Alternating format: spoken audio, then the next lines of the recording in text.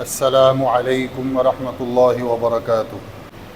ہر قسم کی تعریفات اور تعریف و تقدیس کے لائق اللہ رب ذوالجلال کی ذات اقدس ہے۔ بے شمار انگنت لاتعداد درود و سلام اس ہستی کائنات فخر موجودات خاتم الانبیاء احمد مجتبیٰ جناب محمد مصطفیٰ صلی اللہ علیہ وسلم کی ذاتی گرامی پر، جنہوں نے انسانیت کو اندھیروں، تاریکیوں اور گمراہیوں سے نکال کر روشن صراط مستقیم پہ گامزن فرمایا۔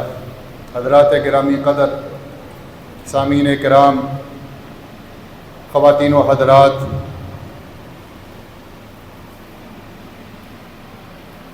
آج کے خطبہ جمعہ میں اللہ کے فضل و کرم اور اس کی تائید سے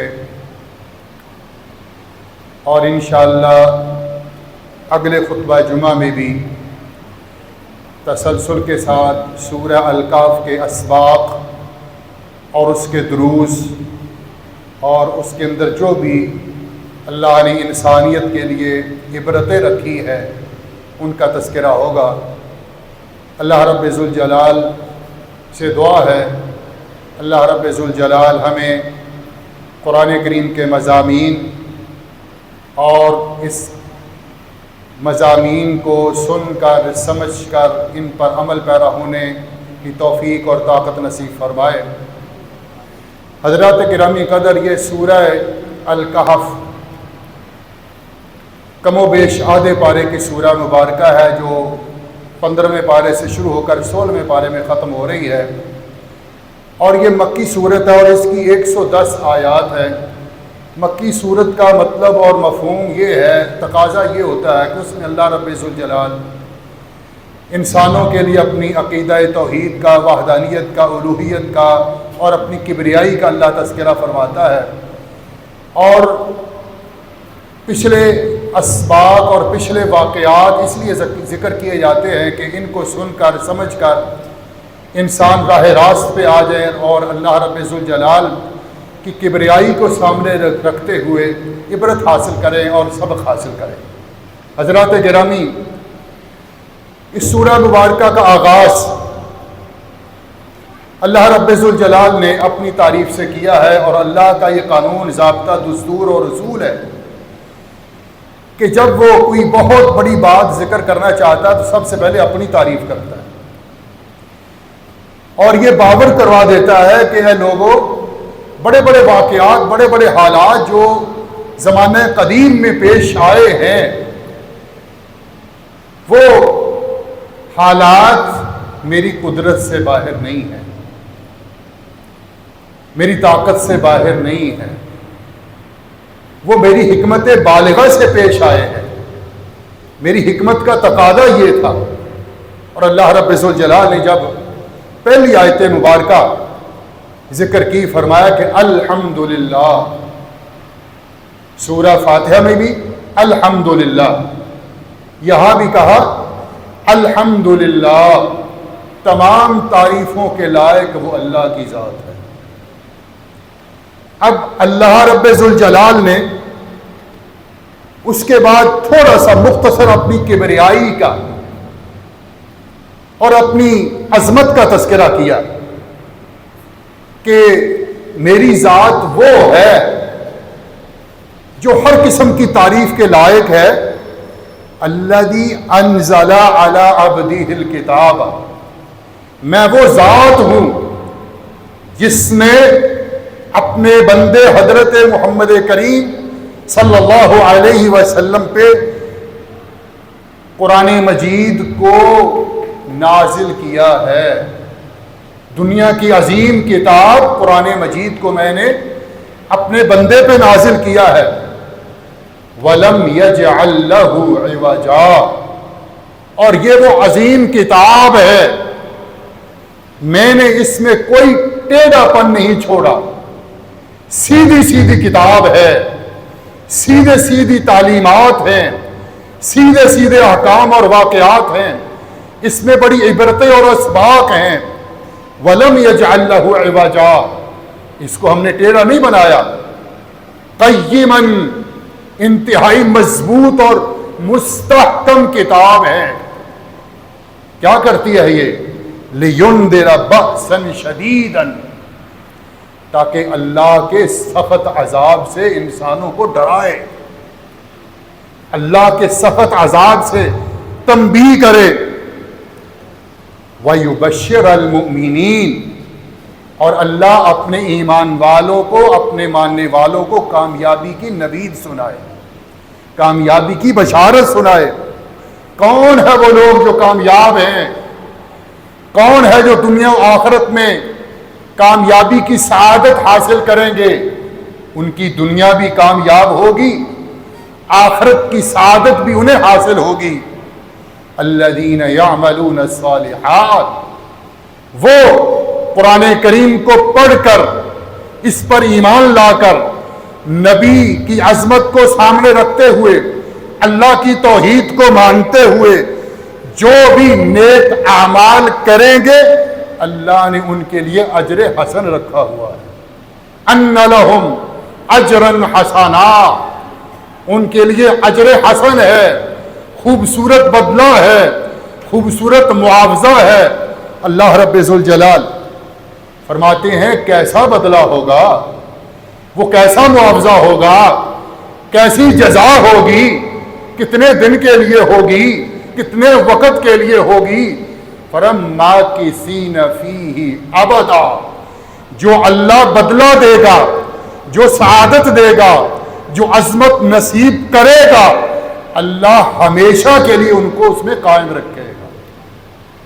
مَاكِثِينَ فِيهِ أَبَدًا، ہمیشہ اس میں رہیں گے۔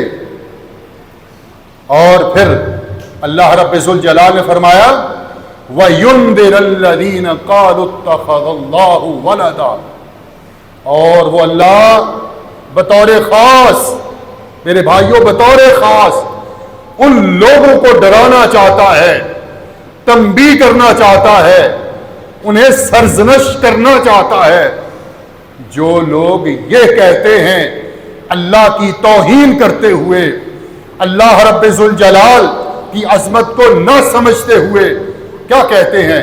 اتخذ اللہ ولدا، وہ یہ کہتے ہیں کہ اللہ کی بھی اولاد ہے۔ نعوذ باللہ، جس نے دنیا میں کہا اللہ کی اولاد ہے وہ گمراہ ہو گئے، تباہ ہو گئے، ہلاک ہو گئے۔ اللہ نے دنیا والوں کے لیے ان کو عبرت کا سبق بنا دیا۔ اللہ رب ذوالجلال نے ان کے عبرت آموز واقعات کو قرآن مجید میں ذکر کر دیا۔ وہ یہودی ہیں، وہ عیسائی ہیں۔ وقالت الیہود عزیر ابن اللہ، کیوں؟ یہودیوں نے کہا تھا حضرت عزیر کے بارے میں کہ وہ اللہ کا بیٹا ہے، عیسائیوں نے کہا تھا حضرت عیسیٰ اللہ کے بیٹے ہیں۔ انہوں نے اللہ رب ذوالجلال کے لیے اولاد کو ثابت کیا۔ اللہ اکبر، ما لہم بہ من علم ولا لآبائہم، فرمائے اتنے جاہل تھے، اتنے نادان تھے، نہ ان کے پاس علم تھا نہ ان کے باپ دادا کے پاس علم تھا۔ کبرت کلمۃ، اللہ رب ذوالجلال فرماتے ہیں ان کا یہ کلمہ بہت بڑا کلمہ تھا۔ اللہ کے لیے اولاد کا اقرار کرنا، عقیدہ رکھنا کہ اللہ کی اولاد ہے۔ کبرت کلمۃ تخرج من افواہہم، فرمایا ان کا یہ اتنا بڑا کلمہ جو ان کی منہوں سے نکلا ہے، فرمایا ان یقولون الا کذبا، یہ جھوٹ بولتے ہیں، میں وہ ذات ہوں، میں لم یلد ہوں ولم یولد ہوں ولم یکن لہ کفوا احد ہوں۔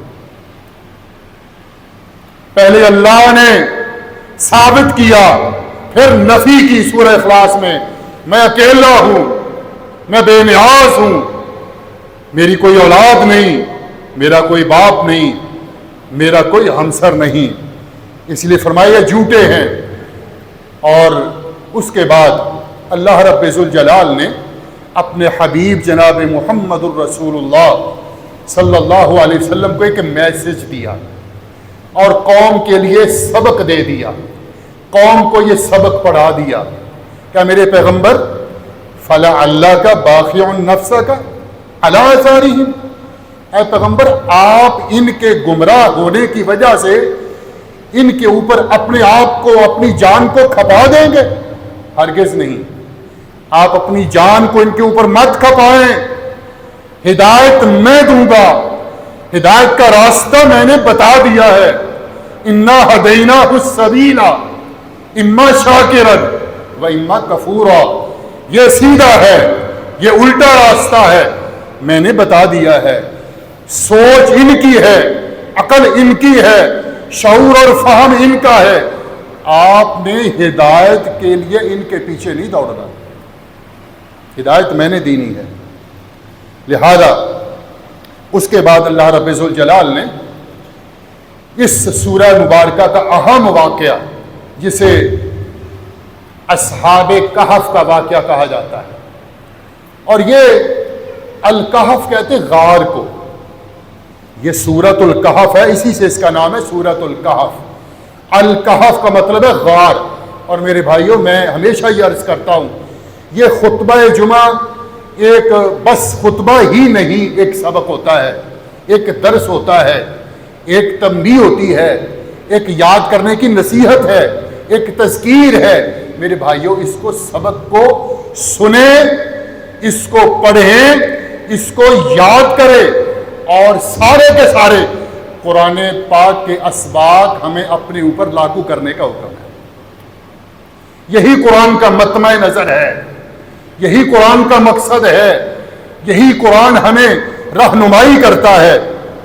فرمایا کہ اے میرے حبیب جناب محمد الرسول اللہ صلی اللہ علیہ وسلم، ام حسبت ان اصحاب الکہف والرقیم کانوا من آیاتنا عجبا، آپ سمجھتے ہیں کہ یہ اصحاب کہف اور اصحاب کہف کی غار کے دروازے پہ لگی ہوئی تختی والے لوگ، آپ سمجھتے ہیں کہ ہماری عجیب و غریب نشانیوں میں سے ہے؟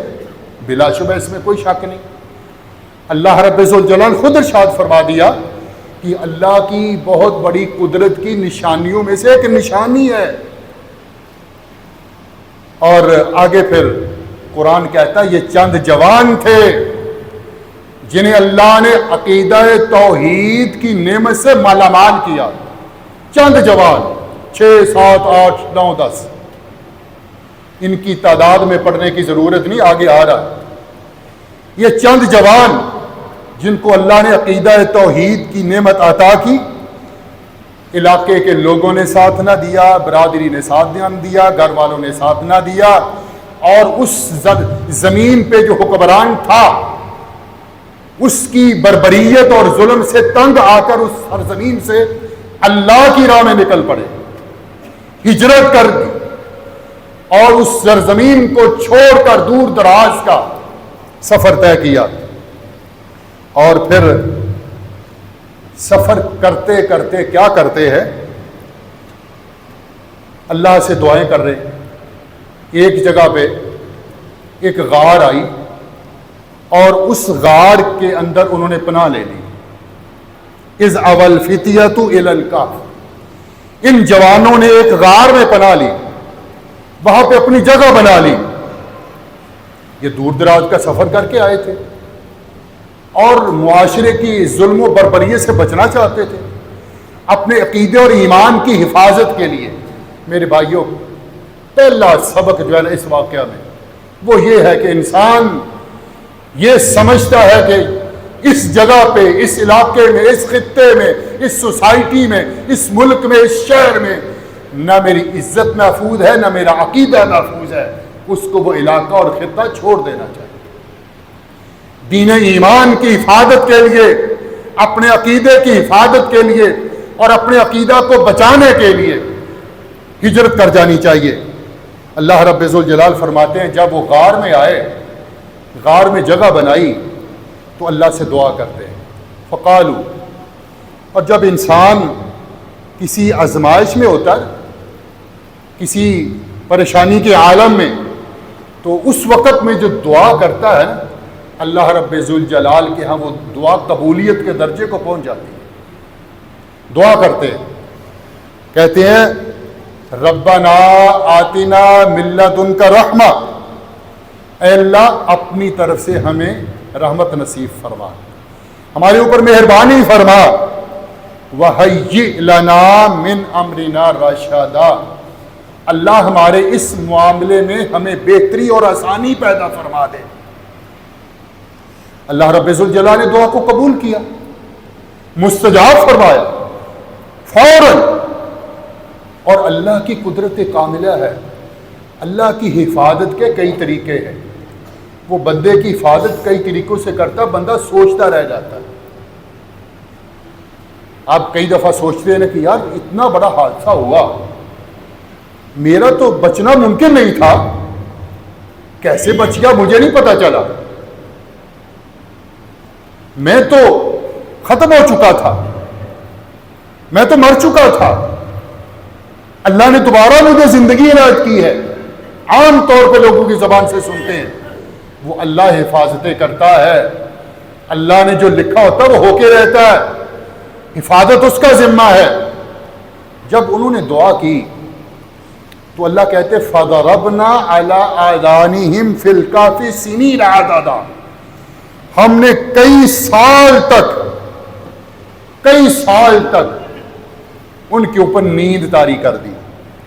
اور اللہ رب ذوالجلال نے نیند کیسی طاری کی؟ نہ وہ دیکھ رہے تھے نہ وہ سن رہے تھے، کئی سال۔ اور یہاں پہ اللہ رب ذوالجلال نے کئی سالوں کا تذکرہ کیا ہے، اور اسی قرآن پاک میں آگے جا کے قرآن پاک کہتا ہے وَلَبِثُوا فِي كَهْفِهِمْ 300 سِنِينَ وَازْدَادُوا 9۔ قرآن پاک نے خود وضاحت فرما دی کہ وہ 309 سال اس غار میں پڑے رہے، 309 سال۔ اب اللہ رب ذوالجلال فرماتے ہیں کہ ہم نے یہ واقعہ جو ہے نا اپنے پیارے پیغمبر جناب محمد رسول اللہ صلی اللہ علیہ وسلم پہ بیان کر دیا، اور اللہ رب ذوالجلال نے یہ واقعہ جب بیان کیا ہے تو واقعہ بیان کرنے کے ساتھ ساتھ اسی کچھ تفصیلات جب بیان کی ہے کہ اللہ تعالیٰ نے جب ان کے اوپر نیند طاری کر دی 300 سے اوپر 309 سال، اللہ رب ذوالجلال نے ان کے جسم کی حفاظت فرمائی۔ 309 سال کون باقی رہ سکتا ہے؟ یہ اللہ کی قدرت ہے نا۔ 309 سال سوئے رہے، اور اللہ رب ذوالجلال کہتے ہیں میں ان کی کروٹیں بدلتا رہا، میں ان کی کروٹیں بدلتا رہا، جدھر سورج آتا میں کروٹ دوسری طرف کر دیتا، ادھر آتا تو میں ان کا رخ ادھر کر دیتا۔ اور قرآن پاک نے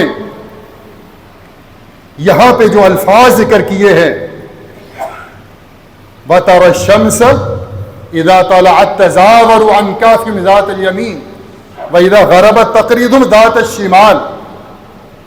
اللہ اکبر، دائیں بائیں اللہ ان کی کروٹیں بدلتا رہا۔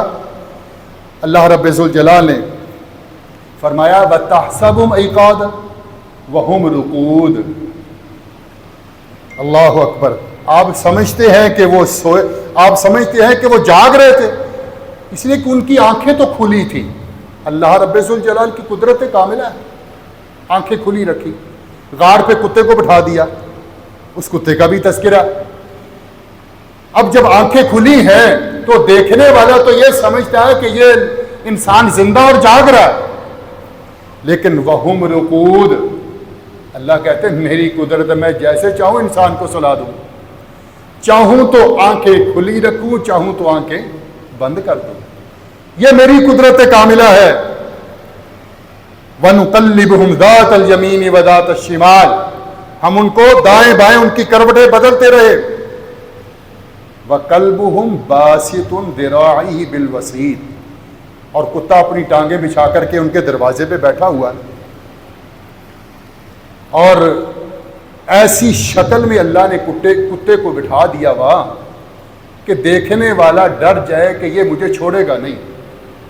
اس انداز میں اللہ نے 309 سال، میرے بھائیوں سینکڑوں سال کا یہ دورانیہ ان کے اوپر گزرا، اور ان کے یہ جسم اللہ نے محفوظ رکھے۔ لیکن اللہ رب ذوالجلال نے سبق یہ دے دیا کہ میرے حبیب جناب محمد الرسول اللہ صلی اللہ علیہ وسلم، جس طرح میں نے ان کو 309 سال سلا کر کے دوبارہ ان کو جگایا، زندہ کیا، اسی طرح بعثناہم لیتساءلوا بینہم، میں نے ان کو اٹھا دیا تاکہ آپس میں ایک دوسرے سے سوال کریں، بھائی کتنی دیر تم سوئے رہے یا کتنی دیر ٹھہرے رہے ہو؟ تو ان کو یہ خیال تھا کہ شاید ہم ایک دن یا آدھا دن یہاں پہ سوئے رہے، لہذا جب اٹھے تو انہوں نے اٹھنے کے بعد جو ان کے اس زمانے میں ان کے پاس سکے تھے نا، وہ ان کے پاس موجود تھے، وہی سکے اپنے ساتھی کو دے کر بیچتے ہیں کہ جاؤ بازار سے کھانا لے کے آؤ۔ نہ وہ سکے کا زمانہ ہے، نہ وہ بازار ہے، نہ وہ ماحول ہے، نہ وہ ملک ہے۔ 300 سال میں حالات بدل گئے، لیکن اللہ نے عقیدہ و ایمان کی بنیاد پہ ان کی حفاظت فرمائی، اور جب اٹھے ہیں اسی عقیدہ سے اٹھے ہیں۔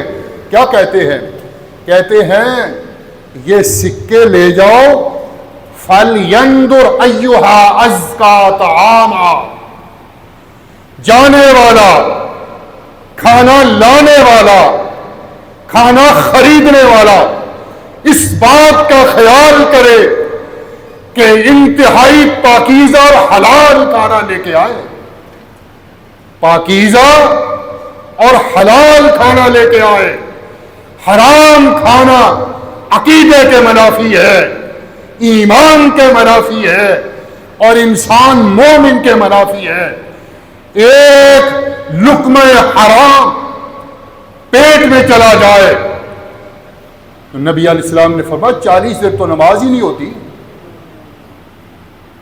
یہ ہے وہ عقیدہ کی برکت، یہ ہے وہ ایمان کی برکت، یہ ہے وہ توحید کی برکت کہ مسلمان مومن حرام کے بارے سوچتا بھی نہیں، کہتا بھوکا رہوں گا، نہ ملے نہیں کھاؤں گا، لیکن حرام نہیں کھاؤں گا۔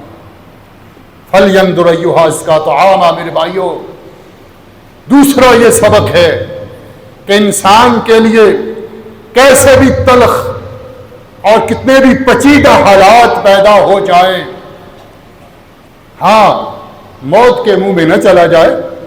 اگر بھوک اور پیاس کی وجہ سے موت کے قریب پہنچ چکا ہے، پھر تو حرام کھانا، ایک لقمہ لینا وہ تو جائز ہے جان بچانے کے لیے، اس سے پہلے حرام کھانے کی قطعی طور پہ اجازت نہیں ہے۔ اس کے بعد اللہ رب ذوالجلال نے فرمایا کہ ذرا دیکھو کہ آنے والے حالات میں لوگ سبق نہیں سیکھیں گے، بلکہ ان کے معاملے میں لوگ چہلے گوئیاں کریں گے جس طرح آج کر رہے ہیں۔ آج لوگ پوچھتے ہیں مولوی صاحب وہ اصحاب کہف کون تھے، وہ کتنے تھے، وہ کہاں سے نکلے، کہاں پہ آئے، کون لوگ تھے وہ؟ یہ سوالات مجھے پوچھنے کی ضرورت نہیں ہے، مجھے اجازت نہیں دی گئی، میں کیوں یہ سوال پوچھوں؟ میرے ایمان کا حصہ نہیں ہے۔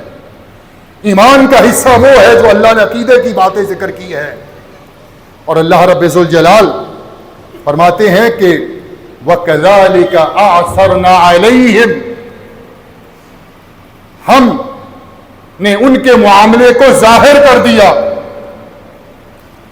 لِيَعْلَمُوا، وہاں کے لوگوں نے بھی دیکھ لیا کہ جوان کتنی دیر سوئے رہے اور اب یہ کہاں سے سکے لے آئے، ان کا معاملہ ظاہر ہو گیا۔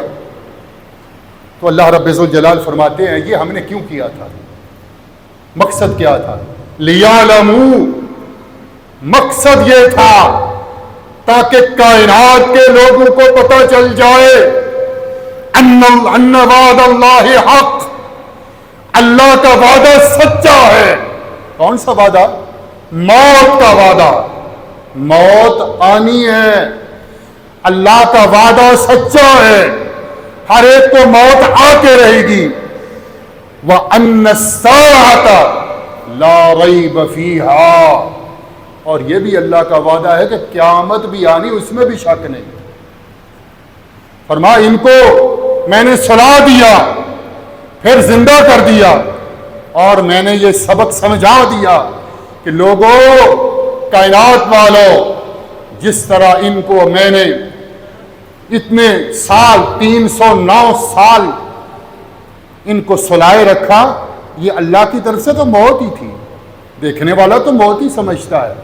بنی اسرائیل کے لوگوں بھی اللہ نے موت دی، پھر ان کو زندہ کیا، اور یہاں بھی اللہ نے ان کو دوبارہ زندہ کیا۔ کہا موت کا وعدہ اللہ کا سچا ہے، وَأَنَّ السَّاعَةَ لَا رَيْبَ فِيهَا، اور قیامت بھی قائم ہونی ہے، اس میں بھی کوئی شک نہیں۔ لیکن اللہ رب ذوالجلال نے فرمایا سَيَقُولُونَ ثَلَاثَةٌ رَابِعُهُمْ كَلْبُهُمْ وَيَقُولُونَ خَمْسَةٌ سَادِسُهُمْ كَلْبُهُمْ وَيَقُولُونَ رَجْمًا بِالْغَيْبِ وَيَقُولُونَ سَبْعَةٌ وَثَامِنُهُمْ كَلْبُهُمْ۔ فرمایا ایک زمانہ آئے گا لوگ یہ کہا کریں گے کہ یہ 6 لوگ تھے، یہ 5 لوگ تھے، چھٹا ان کا کتا تھا۔ یعنی لوگ کیا سرائیاں کیا کریں گے، جبکہ اس کی اجازت نہیں ہے۔ اللہ نے اس کا پہلے قرآن میں ذکر کر دیا کہ لوگ یہ کہا کریں گے وہ 5 لوگ تھے، چھٹا ان کا کتا تھا۔ وہ لوگ یہ کہیں گے، پہلے 3 کا تذکرہ، وہ 3 تھے، چوتھا ان کا کتا تھا، وہ 5 تھے، چھٹا ان کا کتا تھا۔ جب یہ 2 عدد ذکر کیے نا اللہ نے، تو اس کے بعد کا رجمم بالغیب، اپنے اندازے اور تخمینے کی باتیں ہیں ان کی، یہ غیبی باتیں اندازے اور تخمینے سے کہیں گے۔ اور اس کے بعد جب تیسرا عدد ذکر کیا، یہ بھی سمجھ لیں، تیسرا عدد کیا؟ وَيَقُولُونَ سَبْعَةٌ وَثَامِنُهُمْ كَلْبُهُمْ، اور لوگ یہ بھی کہا کریں گے کہ وہ 7 لوگ تھے، 8واں ان کا کتا تھا۔ یہاں پہ اللہ نے رجمم بالغیب نہیں کہا، یہاں اللہ نے وہ عدد کا ذکر کر دیا، اور مفسرین نے لکھا ہے کہ تقریباً وہ 7 یا 8 لوگ تھے، اتنے لوگ تھے۔ لیکن پھر بھی اللہ نے اپنے نبی کو اور امت کے ہر فرد کو اس بات سے روک دیا ہے کہ کسی کو فتویٰ نہیں دینا، یقینی علم نہیں بتانا، یقینی طور پہ نہیں کہنا کہ وہ کتنے لوگ تھے۔ کیوں؟ قُل رَبِّي أَعْلَمُ بِعِدَّتِهِمْ، اے نبی جو پوچھتے ہیں نا ان کو بتا دو کہ میرے رب کے پاس اس کا علم زیادہ، وہی جانتا ہے، میرے رب ہی زیادہ جانتا ہے۔ لہذا وَلَا تَسْتَفْتِ فِيهِمْ مِنْهُمْ أَحَدًا، اللہ کے پیغمبر علیہ الصلوۃ والسلام کو اللہ نے کہا کہ آپ اس بارے میں کسی کو یقینی فتویٰ نہ دیں۔ وَلَا تَسْتَفْتِ فِيهِمْ مِنْهُمْ أَحَدًا، ان کے بارے میں یقینی بات کا علم نہیں ہے، نہ آپ کو علم ہے، تو آپ لوگوں کو بھی نہ بتائیں۔ اس لیے میرے بھائیوں، ان کے بارے میں، ان کی تعداد کے بارے میں الجھنے کی ضرورت نہیں۔ جو اسباق ہیں وہ ان سے سیکھیں، جو اس میں سبق رکھے ہیں ان کی طرف دھیان دیں۔ اور اس کے بعد جب اللہ رب ذوالجلال نے اپنے نبی کو ان کے جو غیبی حالات ہیں وہ بتانے سے منع کر دیا، اور پھر علم غیب کی اپنے پیغمبر سے نفی کر دی کہ پیغمبر آنے والے ایک لمحہ کو نہیں جانتے، آنے والے وقت میں کیا ہوگا، آنے والے کل میں کیا ہوگا، پیغمبر کو اس کا علم نہیں ہے۔ اور اس کا اللہ نے بڑا تاکیدی الفاظ کے ساتھ ذکر کیا ہے، وَلَا تَقُولَنَّ لِشَيْءٍ إِنِّي فَاعِلٌ ذَلِكَ غَدًا۔ آج اسی جھگڑے میں پڑی ہوئی ہماری قوم، تو کوئی کہتا ہے جی یہ انبیاء عالم الغیب ہوتے ہیں، انبیاء کو علم غیب ہوتا ہے، لیکن ہمیں اس کا پتہ نہیں ہے، وہ غیبی علم رکھتے ہیں۔ پیغمبر کل کی بات بتا سکتے ہیں، ہمارے فلاں بھی بتا سکتے ہیں، یہ قبر والے جو فوت ہو گئے ان کو بھی علم غیب تھا، مزار والے کو بھی تھا، فلاں مولوی صاحب بھی جانتے ہیں، کل کی باتیں بتاتے ہیں۔ تو میرے بھائی یہ علم نجوم جاننے والے یہ بھی تو کل کی باتیں بتاتے ہیں، یہ کاہن اور ساحر یہ بھی تو کل کی باتیں بتاتے ہیں، یہ تو آپ کی زندگی کے حالات بتاتے ہیں، آپ کو کتنا رزق ملنے والا ہے، آپ کے اندر کیا تبدیلی ہونے والی ہے، آپ کو کیا کچھ ملے گا، اولاد ہوگی نہیں ہوگی، یہ لوگ بتا رہے ہیں۔ اللہ رب ذوالجلال نے اپنے حبیب جناب محمد الرسول اللہ صلی اللہ علیہ وسلم کے بارے میں فرمایا، اے میرے حبیب لا تقولن لشیء، قرآن کے الفاظ، اور ان کو میں عرض کروں گا، آیت نمبر 23 ہے، آیت نمبر 23، یہ سورہ الکاف آیت نمبر 23 ضرور پڑھے، قرآن پاک کھولیں۔ وَلَا تَقُولَنَّ لِشَيْءٍ، اے نبی آپ ہرگز نہ کہیے، ہرگز نہ کہیے، لِشَيْءٍ کسی بھی چیز کے بارے میں، انی فاعل کہ میں وہ کام کرنے والا ہوں، انی فاعل ذالک غداً کہ میں وہ کام کل کو کرنے والا ہوں، آنے والے کل کو۔ اے نبی آپ کو اس بات کی اجازت نہیں ہے کہ آپ کسی کام کے بارے میں لوگوں کو کہیں کہ میں کل کرنے والا ہوں، الا ان یشاء اللہ، اللہ چاہے گا تو آپ کر سکیں گے، اللہ چاہے گا تو آپ کل کو کر سکو گے۔ اللہ رب ذوالجلال کے پاک نبی جناب محمد الرسول اللہ صلی اللہ علیہ وسلم، اور اس سے پہلے بھی انبیاء کرام، کیونکہ نبی تو انسان ہوتے ہیں نا، پیغمبر بھی انسان ہے، اور پیغمبر بھول تو جاتا ہے لیکن اللہ پیغمبر کی اصلاح فرما دیتا فوراً ہی۔ پیغمبر کی بھول ہماری طرح نہیں ہے، ہم تو اپنی اصلاح کرنا ہی نہیں چاہتے، اللہ وحی کے ذریعے پیغمبر کی اصلاح کر دیتا، فوراً غلطی سے ادا کر دیتا ہے، اے پیغمبر آپ سے یہ غلطی ہو گئی ہے، آپ سے یہ خطا ہو گئی، اے پیغمبر آپ بھول گئے۔ پیغمبر علیہ السلام سے ایک نے پوچھا، کوئی مسئلہ پوچھا، نبی علیہ السلام نے فرمایا کل بتاؤں گا، اور انشاءاللہ کہنا بھول گئے۔ میرے بھائیو یہ بھی عقیدے کی بات ہے، پیغمبر بھول سکتا ہے، پیغمبر بھول جاتے ہیں، یہاں انشاءاللہ کہنا پیغمبر بھول گئے، اور اللہ نے اپنے نبی کی وساطت سے پوری امت کو یہ سبق دے دیا، یہ بات سمجھا دی ہے کہ فیوچر میں، آنے والے حالات میں، آئندہ گھنٹے میں، آئندہ کل، آئندہ مہینے میں، آئندہ سال میں جو کام بھی آپ کرنے والے ہیں، کرنے کا ارادہ رکھتے ہیں، تو اس وقت انشاءاللہ کہیں، انشاءاللہ اس کام کو اللہ پایا تکمیل تک پہنچائے گا، اللہ کی مرضی ہوئی تو، اور اس میں برکت بھی ڈال دے گا انشاءاللہ۔ پیغمبر بھول گئے تو اللہ رب ذوالجلال نے یہ آیت مبارکہ اتار دی، اے پیغمبر علیہ الصلوۃ والسلام وَاذْكُرْ رَبَّكَ اِذَا نَسِيتَ، اور ساتھ ہدایت بھی اللہ نے دے دی، اے پیغمبر جب آپ بھول جائیں نا تو اپنے رب کا ذکر کر لیا کریں، آپ بھول جائیں تو اپنے رب کا ذکر کر لیا کریں۔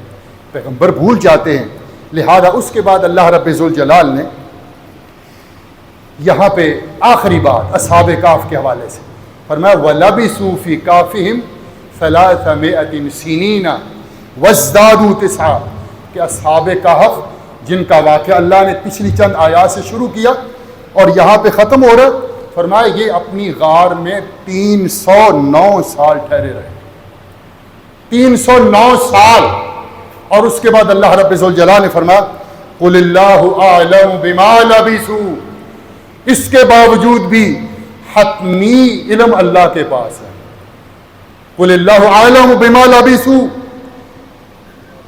جتنی دیر ٹھہرے رہے حتمی علم تو اللہ کے پاس ہے۔ فرمایا لَهُ غَيْبُ السَّمَاوَاتِ وَالْأَرْضِ، سبق یہ ہے کہ اللہ ہی آسمانوں اور زمینوں کا غیب جانتا ہے، پوشیدہ چیزوں کا علم اس کے پاس ہے، اللہ رب ذوالجلال ارشاد فرماتے ہیں کہ وَاتْلُ مَا أُوحِيَ إِلَيْكَ مِن كِتَابِ رَبِّكَ لَا مُبَدِّلَ لِكَلِمَاتِهِ، فرمایا پیغمبر علیہ الصلوۃ والسلام آپ کے اوپر جو اللہ کی وحی آتی ہے آپ اس کو پڑھ کے لوگوں کو سنائیں، لا مبدل لکلماتہ، اللہ کے کلمات کو، اللہ کے فیصلوں کو، اللہ کی جو قضاء و قدر ہے اس کو اللہ کے سوا کوئی بدلنے والا نہیں ہے۔ میرے بھائی یہ عقیدہ اللہ نے سمجھا دیا، اس واقعہ سے اللہ نے یہ مسلمان کو بات سمجھا دی، سبق دے دیا کہ اللہ رب ذوالجلال کے فیصلوں کو کوئی بھی چیلنج نہیں کر سکتا۔